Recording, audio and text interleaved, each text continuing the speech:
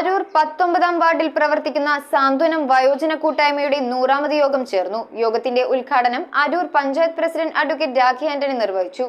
വയോജനങ്ങളുടെ അവകാശങ്ങളും ആരോഗ്യ പരിപാലനവും നിലനിർത്താൻ ഇത്തരം കൂട്ടായ്മകൾ അത്യന്താപേക്ഷിതമാണെന്ന് പഞ്ചായത്ത് പ്രസിഡന്റ് അഡ്വക്കേറ്റ് രാഖി ആന്റണി. സാന്ത്വനം കൂട്ടായ്മ പ്രസിഡന്റ് സുമതിയുടെ അധ്യക്ഷതയിലാണ് അരൂർ 19-ാം വാർഡിൽ പ്രവർത്തിക്കുന്ന സാന്ത്വനം വയോജന കൂട്ടായ്മയുടെ 100ാമത് യോഗം നടത്തിയത്. അരൂർ പഞ്ചായത്ത് പ്രസിഡന്റ് അഡ്വക്കേറ്റ് രാഖി ആന്റണി യോഗം ഉദ്ഘാടനം ചെയ്തു. 22 വാർഡുകളിലും ഈ വർഷം വയോജന അയൽക്കൂട്ടങ്ങൾ തുടങ്ങേണ്ടതായിട്ടുണ്ട്. അപ്പോൾ അതിനകത്ത് വയോജനങ്ങളെന്ന് പറയുമ്പോൾ പുരുഷന്മാരും സ്ത്രീകളും വരും. അങ്ങനെ വരുമ്പോൾ വയോജനങ്ങൾക്ക് സ്വന്തമായ ഒരു ഇടം.